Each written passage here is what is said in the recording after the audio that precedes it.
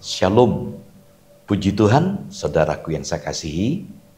Mari kita siapkan hati kita untuk firman Tuhan yang akan kita terima sebentar. Mari kita berdoa. Bapa kami dalam sorga, sungguh kami bersyukur buat waktu yang sudah Kau berikan kepada kami. Untuk kembali kami merenungkan sejenak apa yang menjadi pesan kami dalam doa yang kami adakan malam ini. Berbicaralah Engkau kepada kami, biarlah firman-Mu boleh menjadi arahan, dorongan, agar kami tetap mempercayakan sepenuhnya hidup kami ini hanya kepada Engkau. Pakai hamba-Mu yang sangat lemah dan terbatas ini, kuasa-Mu bekerja di balik segala keterbatasan dan kelemahan. Terima kasih Bapak, kami bersyukur, kami berdoa dalam nama-Mu Tuhan Yesus Kristus. Haleluya. Amin. Puji Tuhan Bapak Ibu Saudaraku yang saya kasih, tema 1 bulan di GBT Kaung Serep atau yang lebih dikenal dengan EOCC Semarang dalam bulan Juli ini adalah hidup dalam iman. Ya, salah satu dari hidup dalam iman berarti kita siap menghadapi setiap persoalan pergumulan kita hadapi.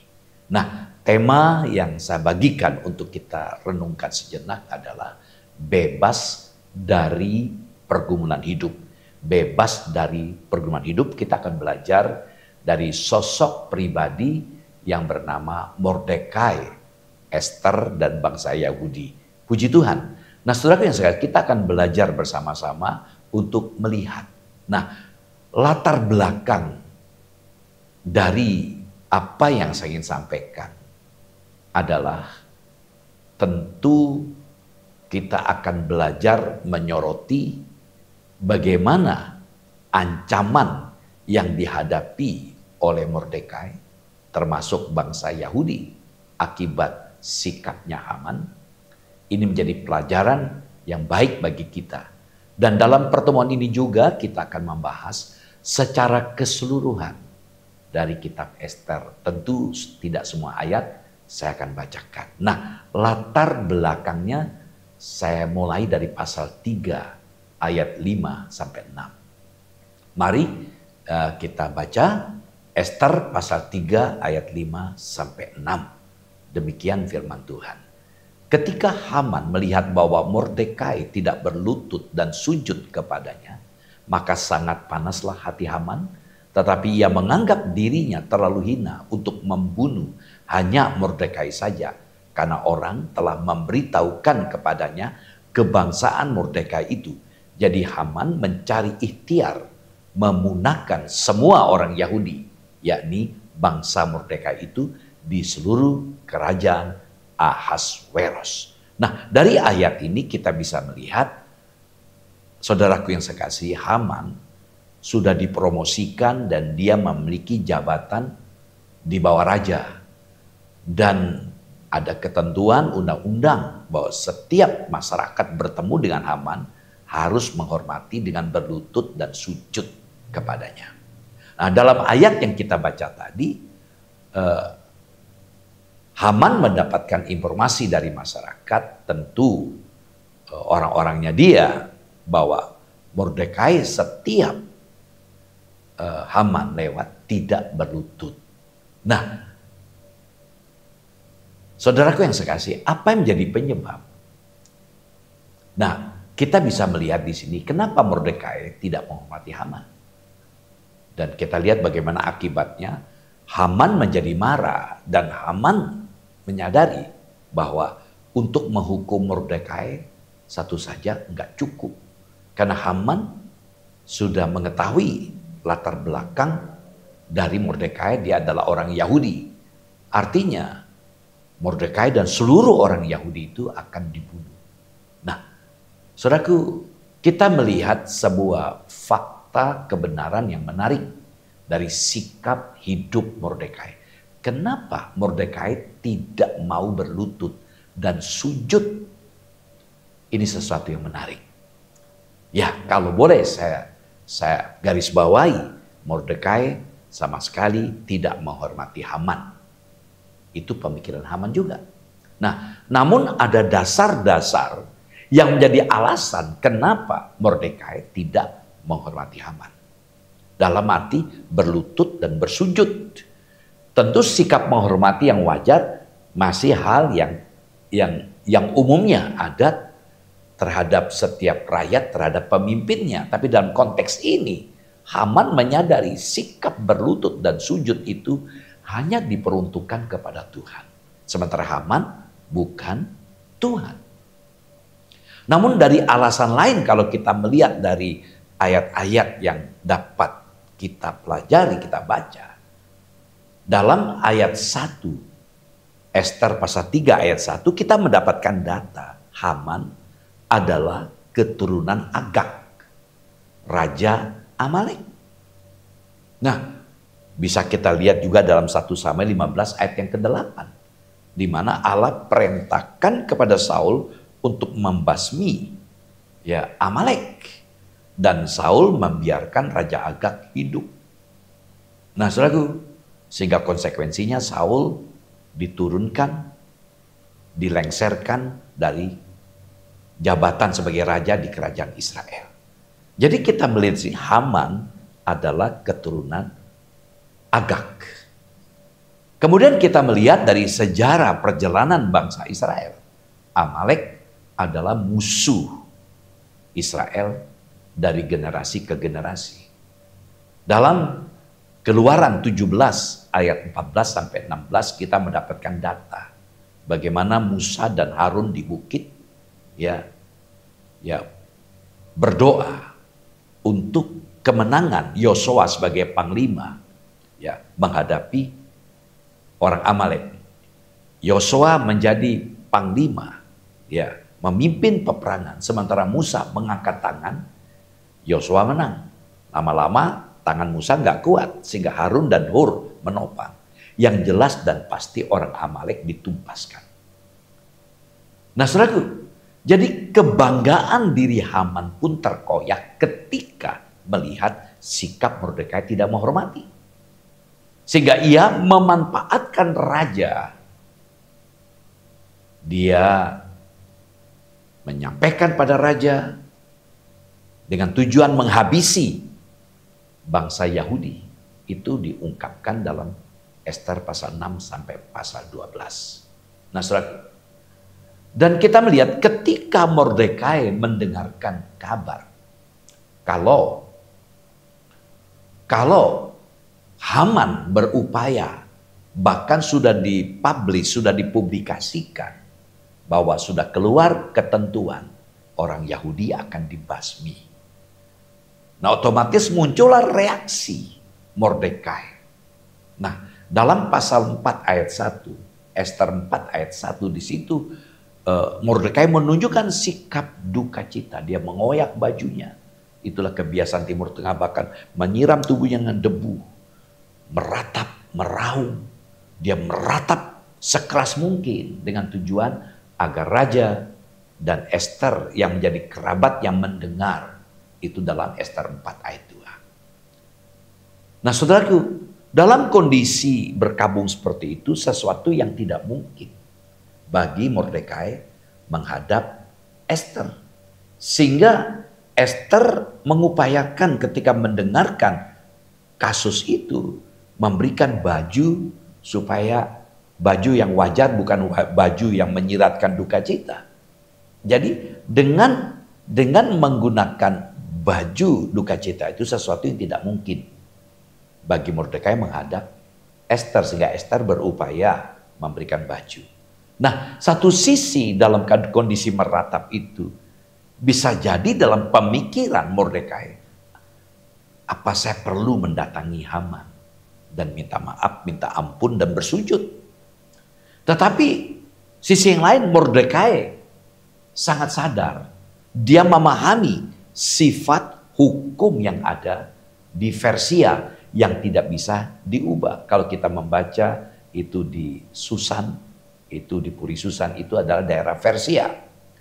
Nah, kalau kita melihat, menyimak Ester pasal 1 ayat 19, di mana Wasti, ratu istri dari Raja Ahasveros, ketika diminta menghadap publik, Wasti nggak mau karena ketentuan undang-undang, keputusan Wasti disingkirkan.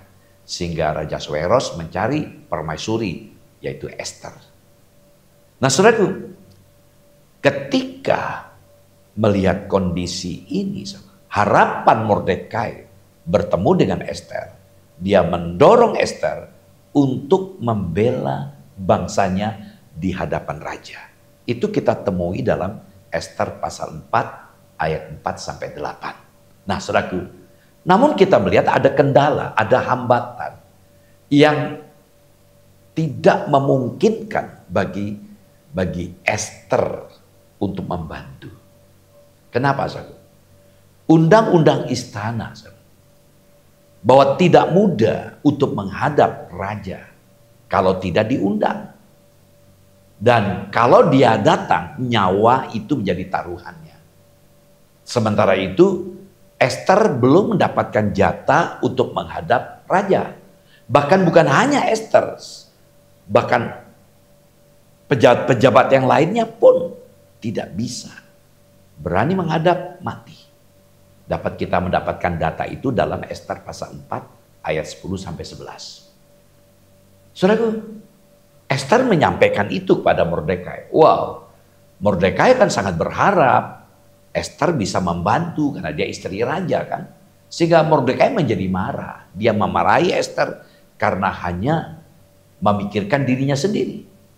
Sehingga Mordekai menyatakan keluhannya, kejengkelannya, dengan atau tanpa Esther, pertolongan bagi orang Yahudi itu pasti akan datang. Itu diungkapkan dalam Esther pasal 4 ayat 12 sampai 14. Setelah mendengarkan teguran dari omnya sendiri, ya, kata-kata yang begitu menusuk mungkin bagi Esther, ya, tentu Esther juga punya rasa cinta kepada bangsanya. Esther memberanikan diri untuk menghadap raja. Meski dia harus menanggung resiko nyawa. Dia mengambil sebuah komitmen, tekad. Oke deh kalau begitu, saya akan menghadap raja.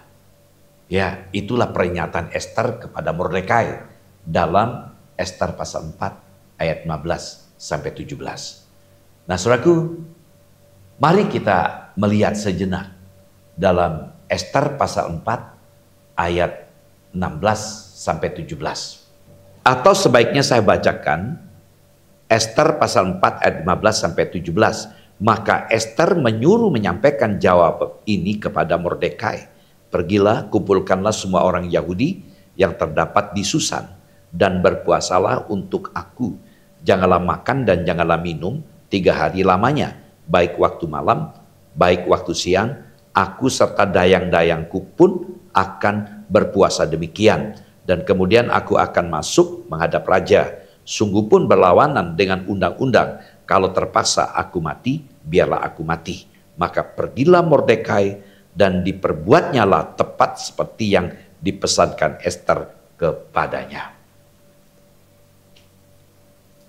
Jadi kita melihat sini bagaimana upaya untuk mencari solusi, mengatasi problem yang dihadapi oleh Mordekai dan bangsa Yahudi. Jadi saran dari Esther adalah sampaikan ke seluruh bangsa Yahudi yang ada di Susan atau di Persia untuk berdoa dan berpuasa agar jalan untuk menghadap raja itu terbuka. Ya, sehingga Esther katakan berpuasa 3 hari 3 malam. Nah, dari sinilah muncullah gagasan orang-orang Kristen di masa kini ada doa Esther karena tidak makan 3 hari 3 malam. Berdoa, berpuasa. Bahkan Esther pun mengatakan, aku pun bersama dengan dayang-dayangku akan juga ikut berpuasa. Jadi luar biasa ya, Mordekai dan seluruh rakyat Yahudi dan Esther dalam istana pun dengan dayang-dayangnya ikut berpuasa. Jadi tekad untuk berjuang meskipun ada resiko. Nah, saudaraku, meskipun ada resiko dan kita melihat kemudian dalam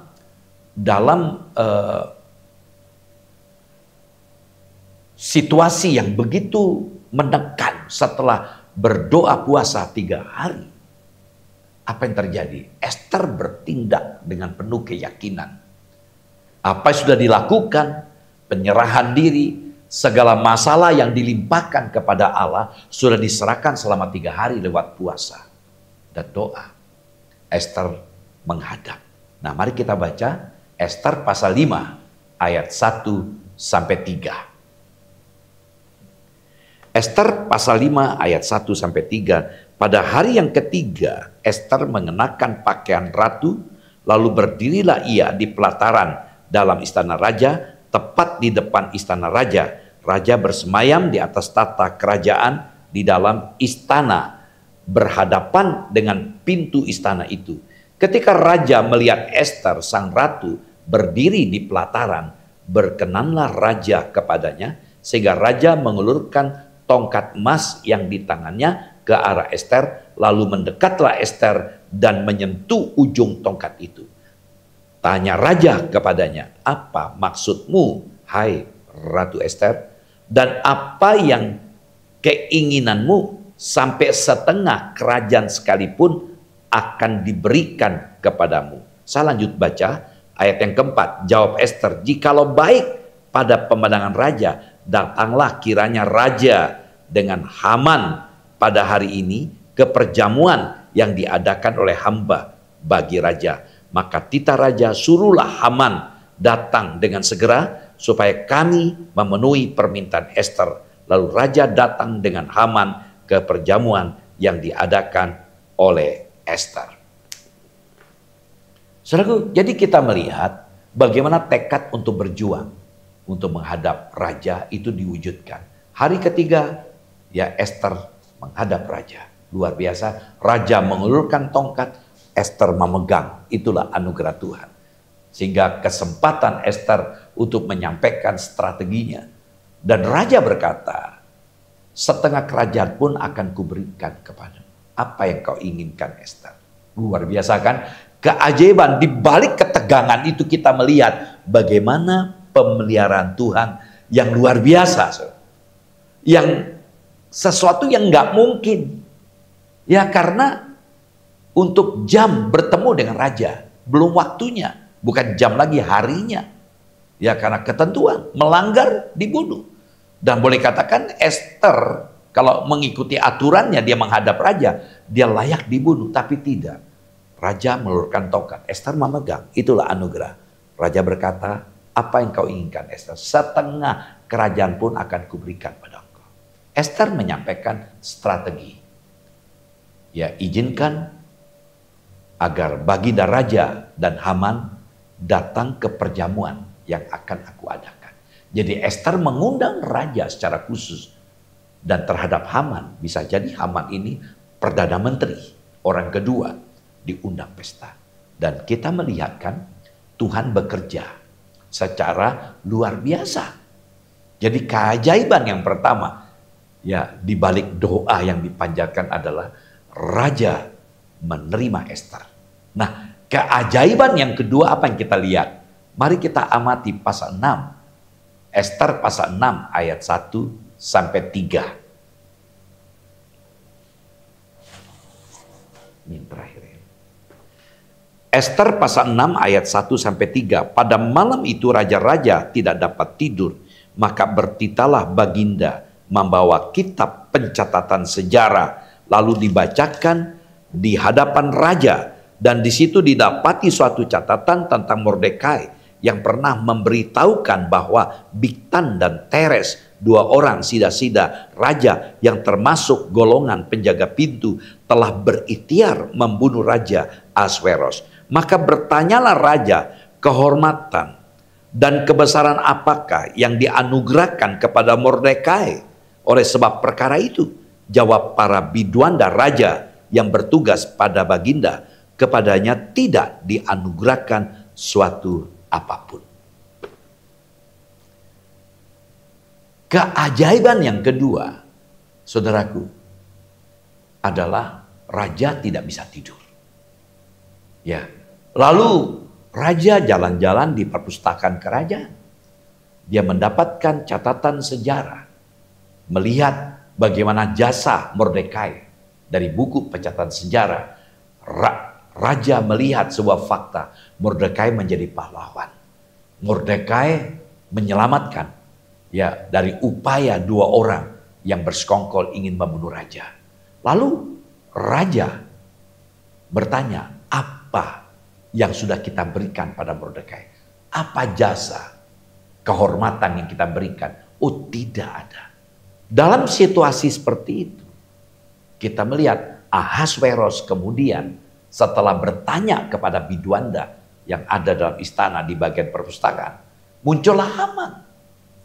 Haman, kalau ada orang yang berjasa untuk raja, apa kita lakukan? Wow, Haman dengan hati yang berbunga-bunga, dengan begitu semangatnya, dia mengungkapkan apa yang sudah dilakukan raja bagi orang yang berjasa. Tentu dihormati, diberikan penghormatan, baju raja segala macam kebesaran, lalu juga diperlihatkan pada masyarakat ini orang berjasa. Dalam pikiran Haman, akulah orangnya. Lalu raja berkata, lakukanlah itu untuk Mordekai.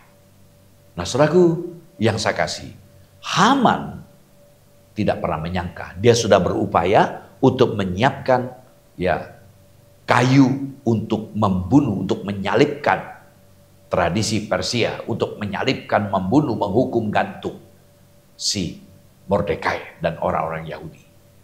Nah, saudaraku, dalam pasal 7 dalam pesta itulah ya, dalam pasal 7 ayat 3 sampai 10 kejahatan Haman diungkapkan. Lalu kemudian Haman dihukum dan dibunuh, dan Mordekai diangkat jabatannya. Nah, saya tidak mendetil dalam hal ini untuk menyampaikan pesan Tuhan. Cuma saya ingin menyampaikan bagaimana Tuhan bekerja di balik segala kesulitan, segala ancaman. Itu tekanannya. Saya tidak mengerti apa yang jadi beban Bapak Ibu Saudara. Dari kisah Mordekai, Ester, dan bangsa Yahudi yang ada di Susan atau di Persia ini, kita belajar. Sesulit apapun masalah kita, langkah yang harus kita lakukan adalah bawa setiap masalah kita kepada Tuhan. Mungkin secara manusia, sesuatu yang mustahil supaya kita dapat lepas dari masalah kita.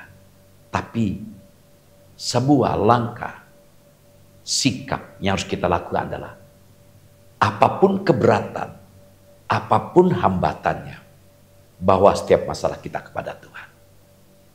Yang bisa kita lakukan, kita lakukan. Yang tidak bisa, kita serahkan kepada Tuhan. Izinkan Tuhan ambil bagian, Tuhan yang mengerjakan. Itu yang terjadi kan? Mordekai berharap Ester yang menolongnya. Tapi Ester bilang gak bisa. Belum waktunya aku menghadap raja. Ada resiko yang aku dapati. Kalau aku menghadap raja, ya karena undang-undang, aturan.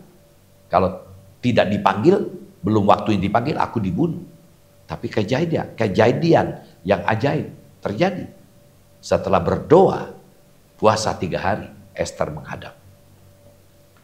Ya, raja menerima. Raja minta apa yang kau inginkan. Yang kedua, raja dibuat tidak bisa tidur. Aneh kan? Masuk ke perpustakaan dengan biduanda, petugas-petugas. Lalu anehnya, membaca di bagian yang di situ tentu begitu banyak catatan-catatan sejarah kan. Tapi bisa bertemu dengan data Mordekai yang pernah berjasa menyelamatkan Ahasveros. Dua keajaiban ini memberikan pemahaman pada kita. Sesulit apapun masalah kita, kalau Tuhan mau, Tuhan bisa menolong kita. Untuk itu, jangan pernah menyerah. Bagaimanapun kondisi kita, tetaplah bawa setiap masalah kita kepada Tuhan. Puji Tuhan, mari kita berdoa. Terima kasih Bapa, kami datang kepada Engkau. Terima kasih buat firman-Mu. Terima kasih buat pengalaman dari Mordekai dan Ester. Boleh kami pelajari, boleh kami praktekkan dalam setiap masalah yang kami hadapi. Berkati seluruh kekasih kami yang sudah mengikuti firman-Mu. Dalam nama-Mu Tuhan Yesus, kami berdoa. Haleluya. Amin. Shalom. Tuhan Yesus memberkati.